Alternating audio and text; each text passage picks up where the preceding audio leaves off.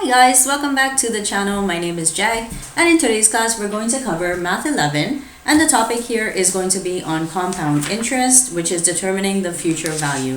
With that, let's get started.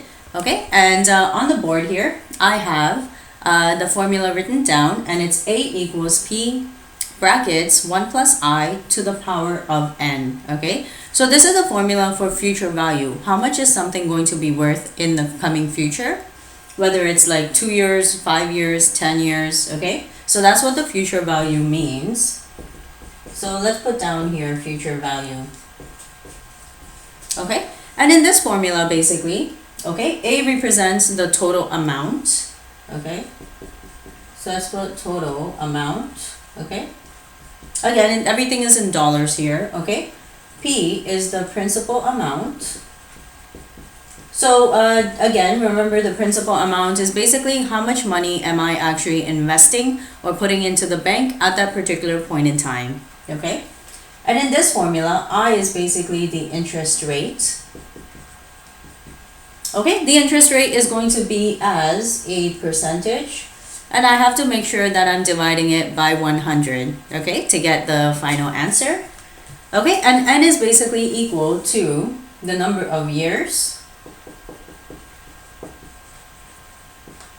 Okay, and then we have different compounding periods. Okay, is the money being compounded annually? Is it semi-annually or quarterly? Okay, and we're going to do this example, okay, together. I'm going to take it from the textbook, and I'm going to write down what is given, okay, and that way we can put it into this formula. All right, so I'm going to read it out loud, okay, and we'll write down what's given on the board. Okay, so JH has $2,000 to invest. This is the principal value. Let's write it on this side. Okay, he has $2,000. He wants to invest this money and maybe grow it.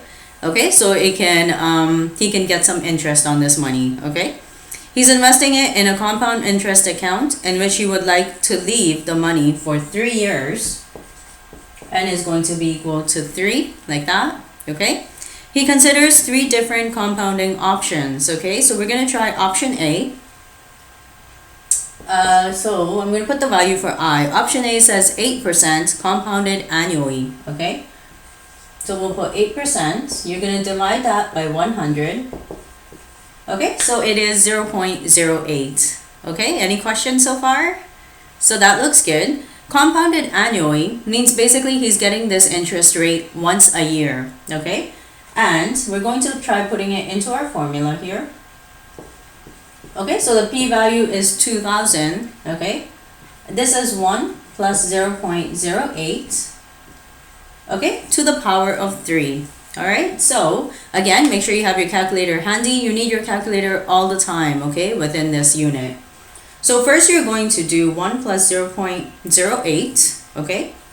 So I'm going to do a couple of steps here, okay? And one more time, as you get really good at doing the calculations, which you will through practice, okay? You can skip a couple of these steps as well, okay?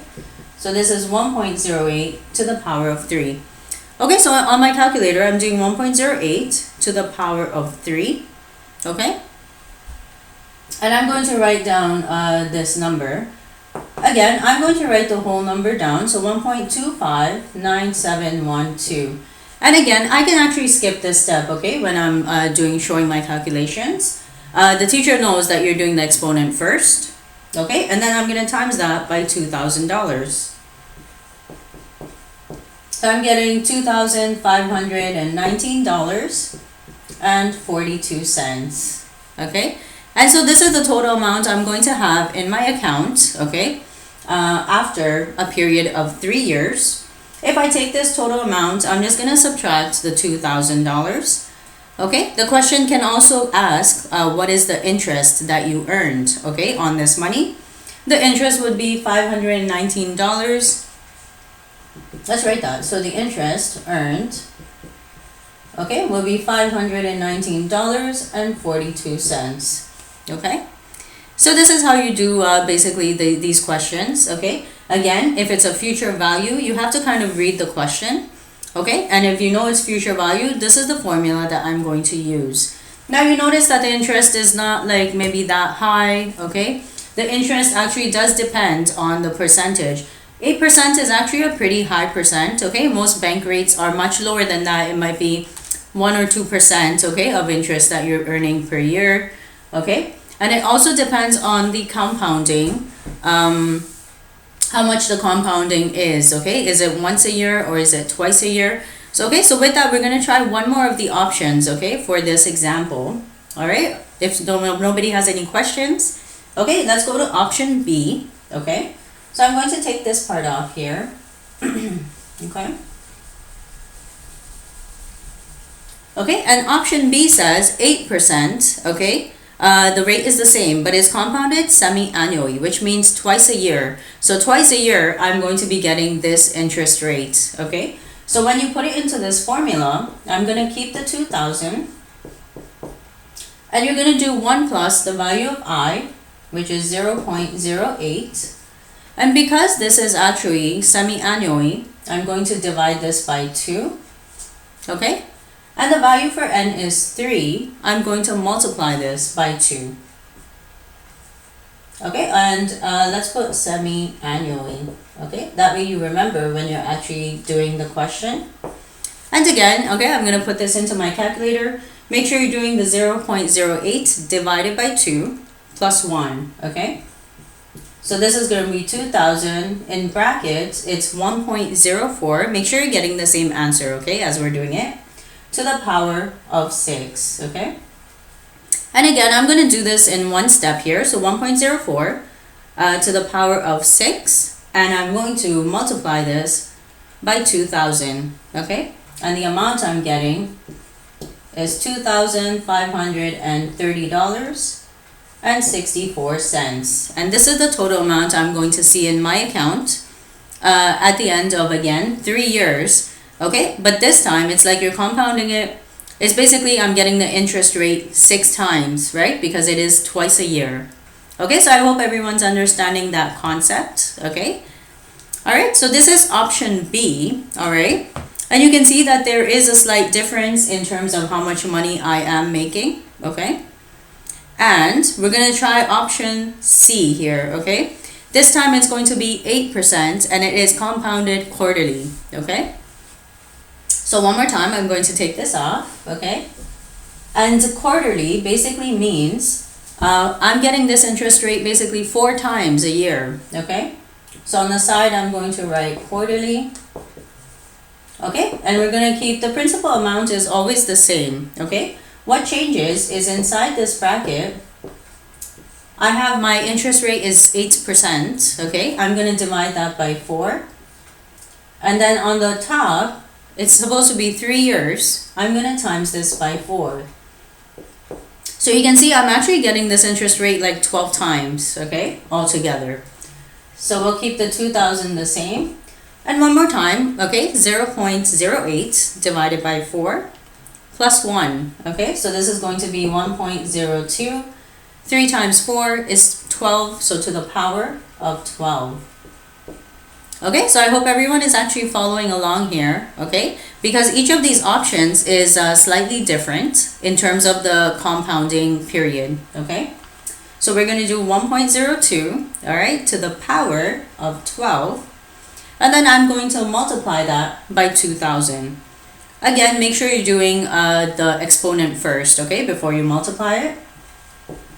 So I'm getting $2,536.48, okay? Every time you are actually rounding, okay, when you do these interest questions, it should be to 2 decimal places, okay? We are taking the dollars as well as the cents into account as well, okay? So 2 decimal places every time you are rounding, all right? So basically, these are the 3 options, okay? And basically, I can see the interest earned here in this last case is $536, okay, and 48 cents, all right?